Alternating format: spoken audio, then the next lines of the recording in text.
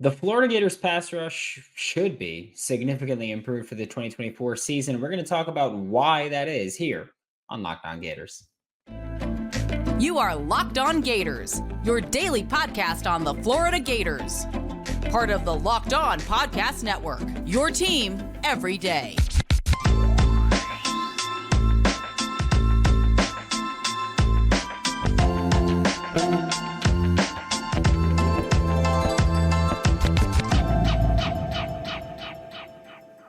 Hello, and welcome back to another episode of Locked On Gators, part of the Locked On Podcast Network, your team every day. Thanks for making Locked On Gators your first listen of the day every day. We are available daily and free wherever you listen to the podcast and on YouTube.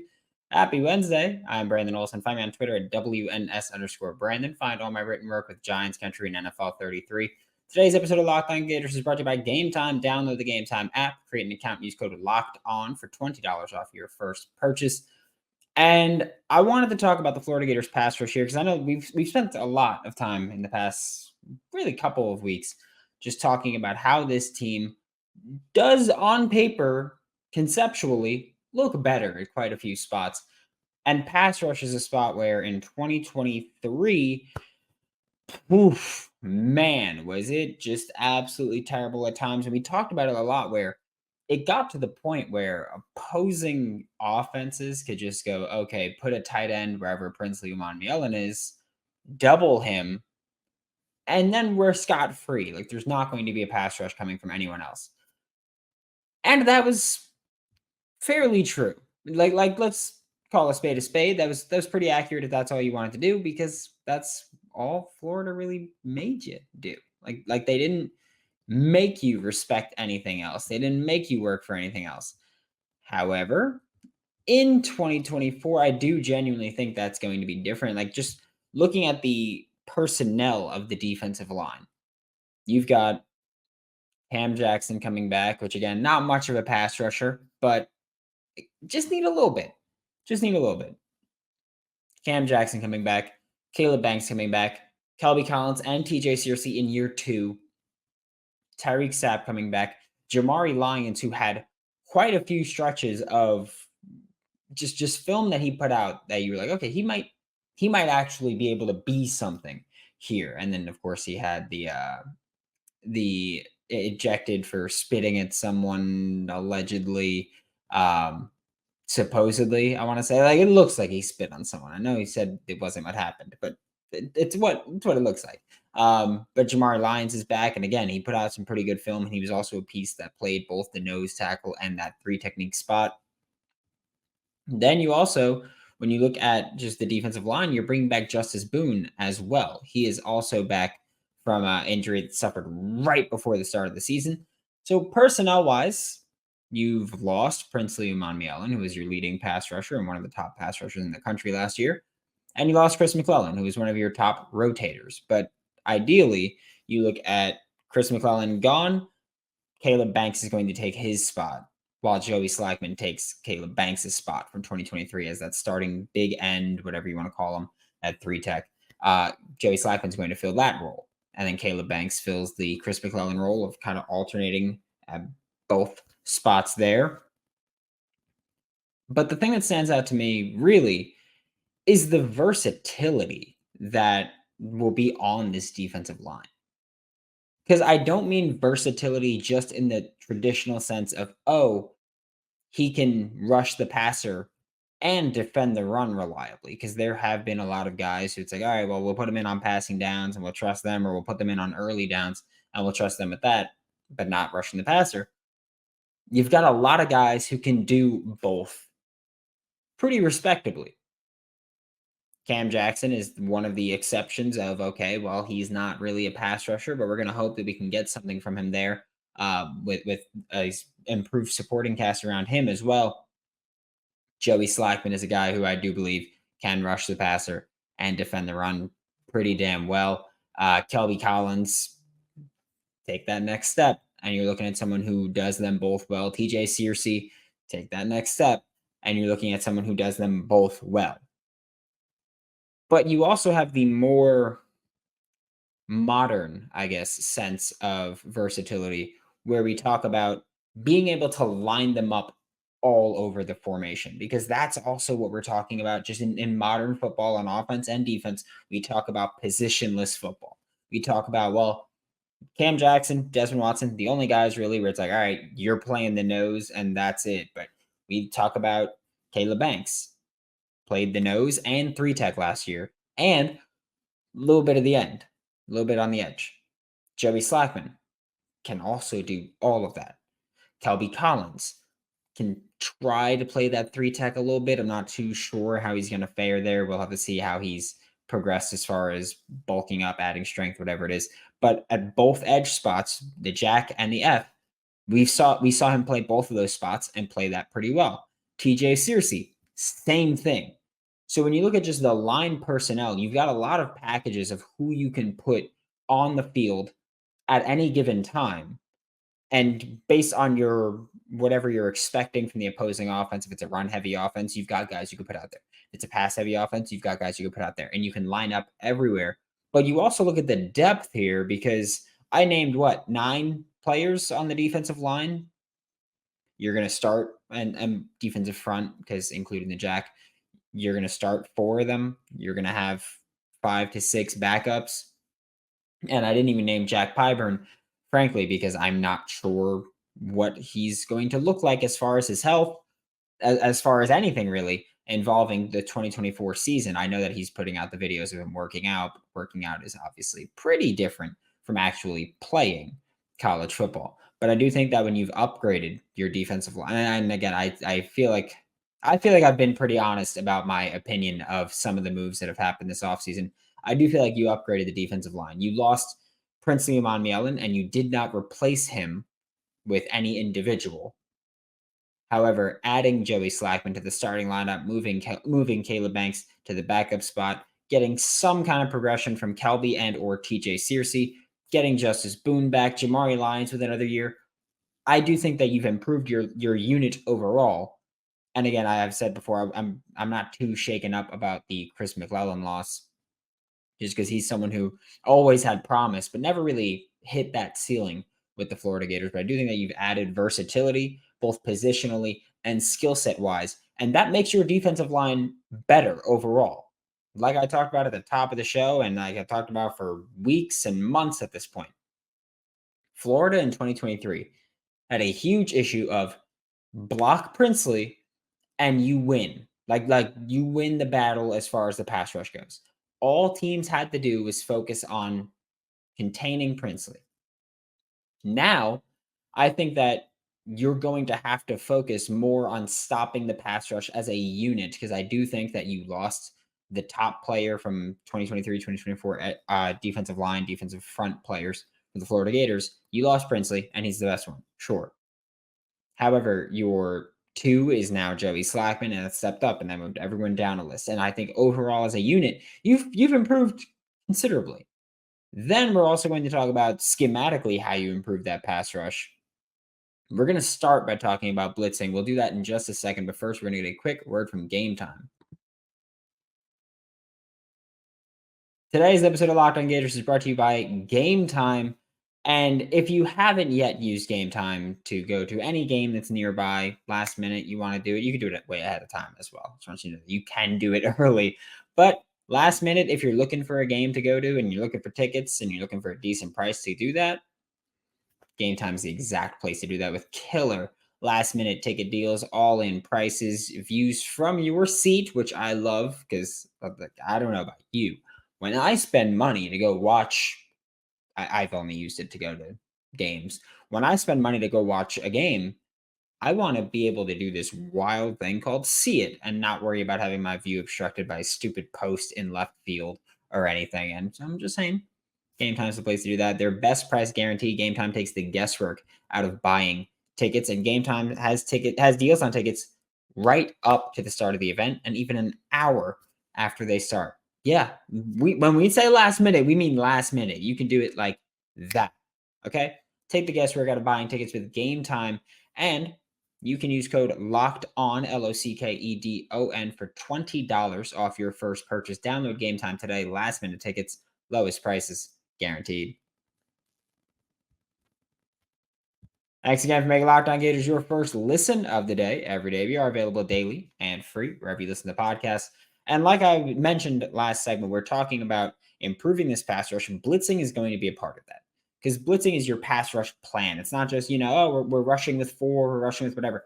Part of your pass rush plan is blitzing. And that was a huge selling point. When Austin Armstrong came over from Southern Miss, we talked about, he's this incredibly aggressive young defensive coordinator. He's going to blitz the lights out. He had the 8th highest blitz rate in the league or in the country in 2022 when he was at Southern Miss, coming to Florida then. And so we were sold. We were like, all right, going to be an incredibly aggressive pass rush. And then the blitz plan, the pass rush plan just didn't work out the way that we anticipated, didn't really go the way that we thought it would as far as who's being used at what spots, who's blitzing as frequently as whatever. Ron Roberts is hopefully going to help that become more creative. And we talked about that a bit last week, earlier this week, where one thing that Ron Roberts should really help Florida improve upon with their pass rush is being more creative and being more effective with your blitzes. Because with Florida in 2023, it was pretty much the linebackers are blitzing or nobody's blitzing. It was very rare to get a slot blitz or a boundary corner blitz. Field corner is not a pass rusher, never going to be a threat really, which is fine because it's stupid to use the field corner to do that, because when they're coming from the field, which is the far side, and by the time they get all the way over here, ball is probably already out of the quarterback's hands. It's just how things go. Or they're running, whatever it may be. So field corner, never a threat. But 10 guys are supposed to be. That's a big Ron Roberts principle. 10 of those defenders are supposed to be pass rushing threats. However, with Austin Armstrong, it was 6 or 7. That's all it was. And so I do think that linebackers will be used more effectively and probably used as blitzers a little less frequently, just because Austin Armstrong really used linebackers as blitzers a lot. And that kind of made it redundant when you're looking at what the opposing offense is going to do. And it's not that the pass rush plan was lame or too predictable, but it was just that opposing offenses never really felt like, oh, that boundary quarter could be coming off the edge at any moment. Oh, that slot can be coming off the edge at any moment. It was just, if it's the linebacker, if it's not the linebackers, then it's probably nobody. And that made things really redundant where you can just go, all right, running back, keep a look on, we'll say, Shamar or Scooby. Keep your eye on them. If they run in, pick them up. If they don't run in, go run your route, do whatever it is that you're going to do, because if they don't run in, we're probably not getting blitzed. It's probably just rushing 4. And we can probably call it a day at that point.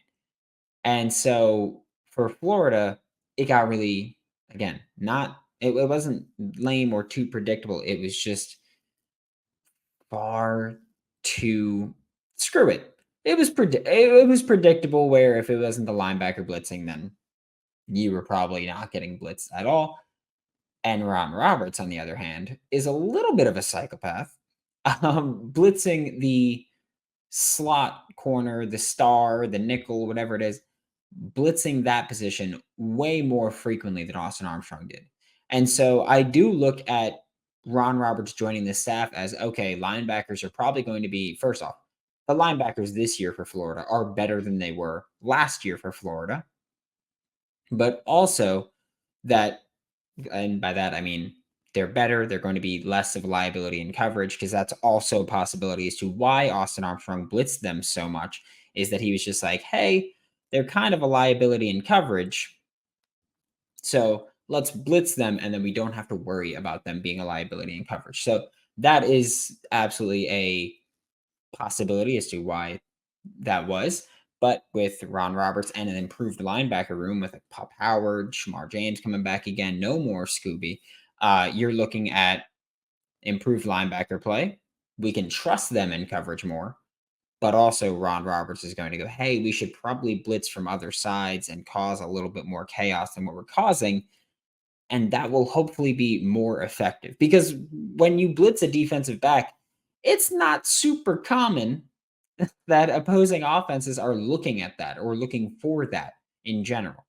It's not very common that that's the case. So when you have, let's say last year when Jaden Hill was used as a pass rusher, actually, we'll use last year Jason Marshall Jr. when he was used as a pass rusher. He had a few batted passes. He generated a little bit of pressure. It was an effective strategy. Obviously, you can't do it all the time, but it was an effective strategy when he dialed it up. And so you got to think, you do that just a little bit more and just make them respect it. Because the way that you use defensive backs as pass rushers, it was on average like 1.5 times per game a defensive back is blitzing. That's not much of a sample size to really say, oh, we shouldn't do that.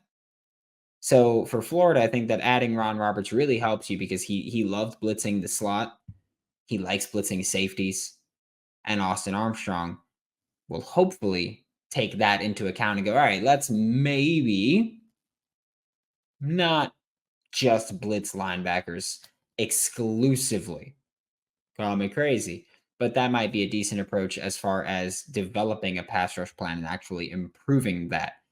Then there's also the Ron Roberts special of creepers and sim pressures, which we'll talk about in just a second. But first, we're going to get a quick word from FanDuel.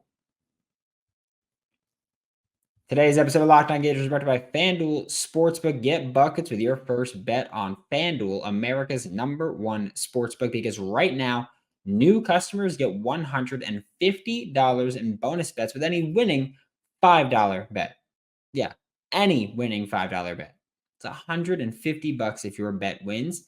Bet on all your favorite NBA players and teams. I don't bet too much on the Knicks, but I do bet on Bradley Beal. Cade Cunningham, someone that I do very much enjoy betting on. Trying to think of who else. I like to go like point guard rebounds because it's usually 2.5 for like Steph Curry. He averages more than that, and so that's my approach. I go which teams give up a lot of rebounds and point guards. I'm going to bet that point guard to get a couple rebounds because it's usually a low line to hit, so it's fairly easy at that point. That's just my approach. I'm just saying. Visit FanDuel.com/locked on and shoot your shot. Remember that FanDuel is an official sportsbook partner of the NBA. To wrap up today's show, we're going to talk about creepers and sim pressures, which are Ron Roberts' specialties. And we've talked about this before. I am a betting man. I will bet you any amount of money that we will talk about this again. Hell, probably this month even, because big part of the Ron Roberts coaching tree and Ron Roberts coaching philosophy that I do think he's going to bring with him from Auburn to Florida. Because again, that's something that he had all the way back to the Delta State days. Is the first time that obviously I wasn't interested in scheme them, but as far as I'm concerned, he's been doing it since Delta State, maybe even before then. But for those of you who don't know, because we're going to use these terms a lot, and I will soon stop explaining them, but creepers is a replacement blitz. So it's where you're blitzing without blitzing. You don't show blitz. Let's say you blitz your slot corner, and then you have your jack linebacker drop into coverage. So you're rushing an unorthodox pass rusher.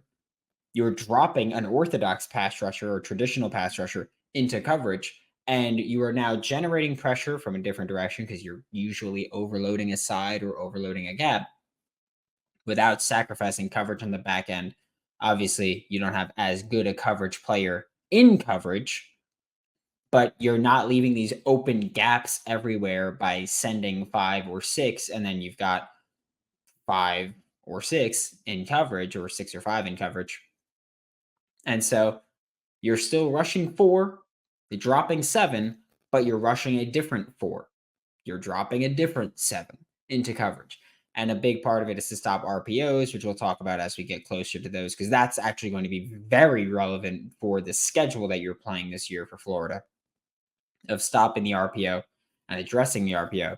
And so for Florida, Ron Roberts creepers is going to be a thing. That's one of the reasons that last segment I talked about, oh, you're probably going to see more safety blitzes, more of your nickel, your star blitzing, more of your boundary corner, because those are the guys that you rush them and then you drop an edge off the other side And now you're overloading one side. You'll probably see it more from the slot. That's an easy spot to get it from, especially when teams do go condensed. If you watch the Super Bowl, Isaiah McDuffie being used as a pass rusher because the 49ers condensed their sets. So that's one way. And you'll probably see Ron Roberts introduce that more into Florida's defense, which Austin Armstrong did it. And also, it's not just, oh, you blitz one guy, you drop one. You can blitz two and drop two as long as you're doing the same amount. Creepers, replacement blitz. Sim pressure is when you're crowding the line of scrimmage with, 5, 6, hell, 7 defenders, and they're all lined up looking to rush. And then when you snap the ball, a bunch of them drop back. You're rushing no more than 4. And so that's the sim pressure where you're simulating that you're going to send pressure. And it causes just chaos for offensive linemen, for the quarterback, for tight ends, for honestly everybody except maybe the wide receivers. Even the slot, though, except maybe the wide receivers, because there's so many players where it's like, all right, if I'm a tight end, left tackles or the right tackle's to my left. So I'm on the right side of the right tackle. I'm the farthest guy on the line. And there's a linebacker standing up here and the defensive end here. I have a responsibility. It could be whatever it may be in that system, but I have a responsibility. And then if they drop and it's like, oh, the linebacker blitzes and the DN drops, then my responsibility is it's different because I was supposed to be blocking the DN and he's dropping into coverage and now I have to move. And it just causes an offense to work in such good so it works so well in sync, I guess, like a well-oiled machine, that if you're not prepared for those things, you're going to be thrown for a loop. And it's not something that you're going to see every single time. You're going to see it every game, but it's not going to be a thing where you see it, every 3 plays you're seeing creepers or sim pressures. It's about having these things. They're supposed to be part of your toolbox. They're supposed to be a tool in your toolbox. All right, this is what we're doing, because you're also going to talk about bringing out fire zones, which blitzing with zone, cover 3 on the back, 3 under, 3 over, and blitzing there.